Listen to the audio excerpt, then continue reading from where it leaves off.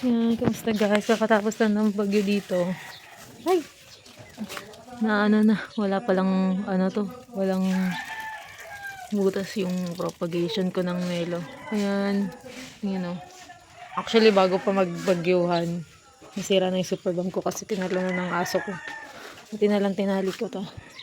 So, ang lakas ng hangin. Hindi masyadong naapektuhan yung garden ko kasi galing doon sa kabilang side yung hangin. Pero ito siya. Yan. Wala pang bagyo pero naransak na to kasi tumalon yung aso ko dun. Ayan, nasira sila. So, ayan. Ayun oh. Natanggal pala to. Ayusin ko baka bumigay. Yan. Okay naman sila. Insinecure ko tong mga laktaya ko. Ibinaba ko. Tapos itinagilid ko para hindi siya tumamba if ever lumakas yung hangin. Yan. Okay naman. Hindi na paano yung garden ko. Yan. Ito. Medyo tumabingi. Ay, naputol na. Naputol na yung kawad niya. Okay, tanggalin na lang natin. Tanggalin ko lang guys. Tanggalin ko lang. Ayan. And then, lagay natin hiying muna. Hindi pa kasi ako mag-aayos. Mag-aayos muna ako sa loob. Ayan. Okay naman yung garden ko. Pero tignan nyo yung nangyari sa mga tubo dito sa sa place ko. Ayan. Humiga na yung mga tubo. Sobrang lakas na naging hangin dito kagabi. And then yun yung mga sanga ng sampalok. Tanggal. And so far okay naman. Ayun nga. Yung ng bahay na tanggal-tanggal. Yan. So, hindi muna ako mag-garden. Wala naman ako lilinisin sa garden ko. Kasi nga galing dun sa kabila yung galing dito yung hangin. Tatakpan yung garden ko. Ayan. Wala namang napana sa kanila. Bukod lang talaga dun sa sinira ng aso ko. Siyempre, hindi ko naman pwedeng awayin yung aso ko. Kasi ako din naman yung may kasalanan. Hindi kasi siya sanay na itinatali. Itinali ko siya kasi may something dito. May party kami. Baka makakagat. So, ayan, na-stress siya tumalon. Nasira tuloy niya. Pero okay lang yan. Palta na lang natin. Okay lang yan.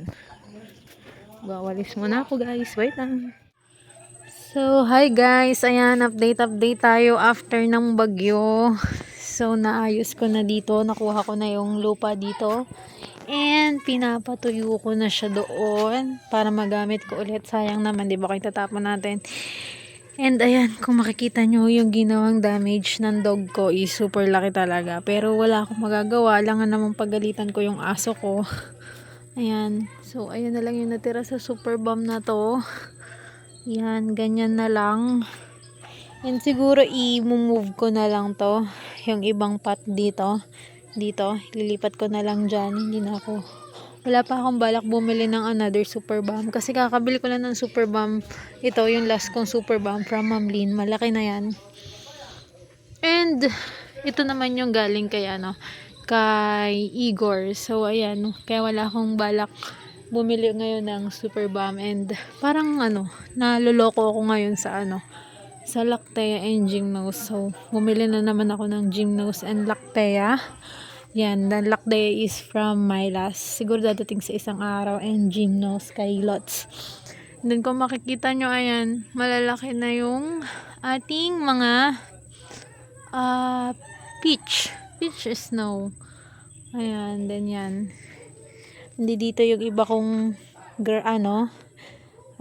Gymnose. And kung makikita nyo may space dito kasi tinanggal ko yung isang layer, dyan, nilagay ko dito kasi tsaka yan, kasi nung magbabagyuhan yung bagyong uwan, ibinaba ko lang yung trapal ko hanggang dito lang, yung half lang hanggang dito lang yung natatakpan, tas dito ko itinali. Buti na lang talaga hindi nanggaling dito sa part na to yung hangin dun sa kabila. So, nakukover ng bahay namin yung garden ko kaya hindi ganun masyadong napagpag yung trapal ko sa mga plants ko. And kung makikita nyo, ayan, hindi na puruhan yung mga mga farina nila. And then, ito, na ulit ako, nagdagdag, dito ko na nilagay yung plant rock na nasa terrace. Yan, dito ko nilalagay yung mga propagation ko. Yan, propagation ko to ng ghost. And ito yung Gymnose ko. Ayan. Dito ko sila ilalagay. Hindi ko pa naayos yung isang ganito. Wala pa akong time. Ayan. Pag nakikita kong, ayan, natutuyo na. Dahil, hindi naman pwede siya i-propagate. Yan, tinatapon ko na lang dyan. And ito, propagation ko to. Yan, ng jadelet, and then ng veltana. Then, yan yung scallops. Yan, nandito na yung mga haworthia ko and aloes. Yan, nandito sila kasi nga, hindi naman nila need ng super, araw. And then, ito, malaki pa yung space. Iniisip ko pa kung anong ilalagay ko dyan. Kung succulent ba or cacti. Yan, malaki pa yung space ko. Pwede pa akong mag-mine. Problema, yung pang-mine. So, ayan, ito, mukhang nagustuhan niya dito sa part na to. Medyo nagko-color yung leaves niya. Yan. Na-stress talaga ako dun sa dog ko, guys. Kasi yung, yung sinira niya super bomb.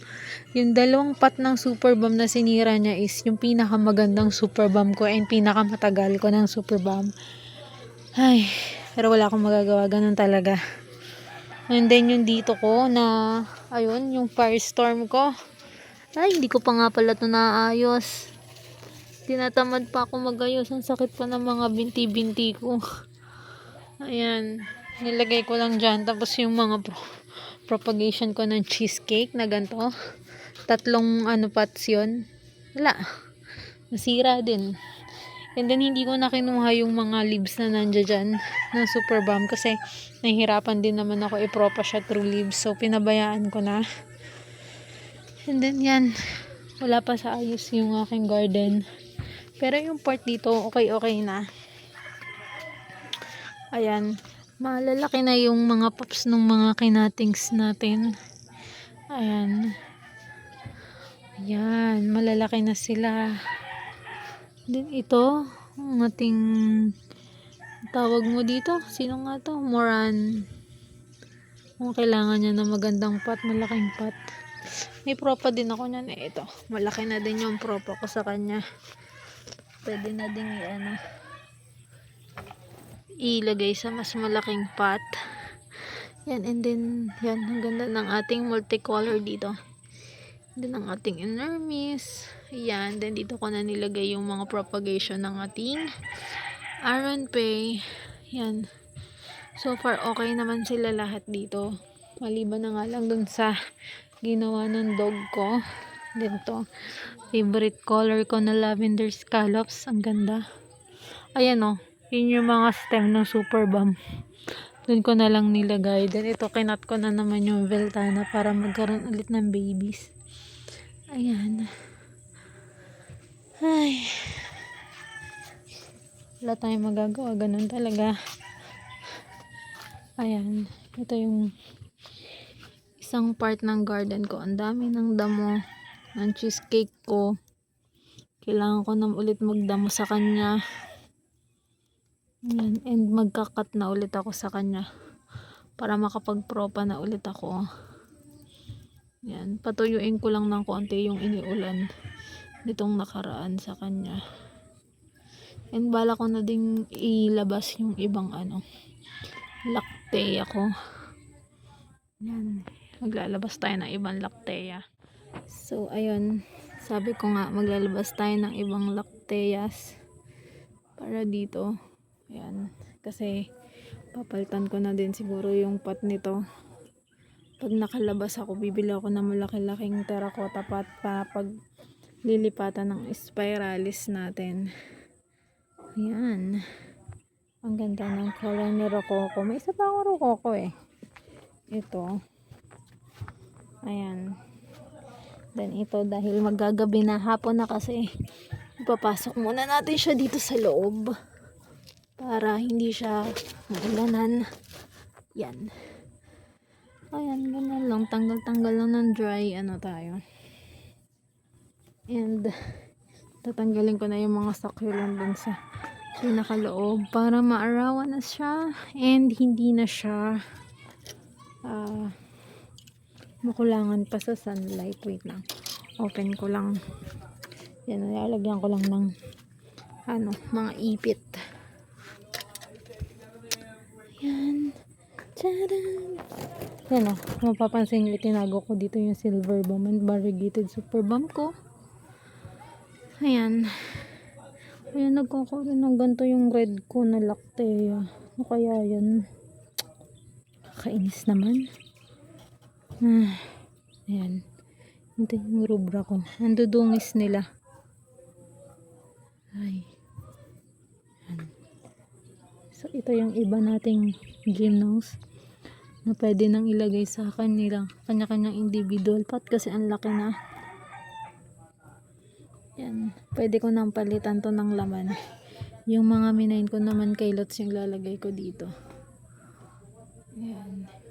Kaganda nila. Ito yung nakaraan. May ano na din to. May mga roots. Ang ganda ng color nila, no? Dark color. Ayan. So, yan, madami sila. Lalagay na natin sila sa kanya-kanyang pot. Ito, ganda. Ito galing kay Sis Emerald. And meron na siyang tawag mo dito, ugat. Ayan. Itong tatlo kay Lots. Itong full bar na yellow kay Sis Emerald galing. So, ganda, diba? So, ayan ang aking mga lactea. Mga nakatagilid pa siya. Magdidilig ako niyan ngayon. Ayan, ang ganda ng pink. Ayan, oh. Ang tingkad. Ayan. Nagkakaroon na ng kunting dahon tong pink ko from Igorotak. Ayan, so ayusin muna natin to. Guys, ulit ako ng itsura ng garden ko. And yung iba dito sa cactus ko is ilalagay ko muna dito sa ko. Dito siguro sa kabilang to. Ay, pero tinatamad pa talaga akong sumapa ng pakiramdam ko. Lumabas lang ako para makapag-update talaga. Ayan. Ito yung isa kong Aron Bay. Mukhang ayaw niya na sapat niya. Wala na sigurong nutrients. Ayan. Unti-unti tayong maglilipat ng plants, guys. Unti-untiin natin kasi madami tayong kailangan gawin dito. So, yun lang muna guys yung update ko. Thanks for watching. Bye!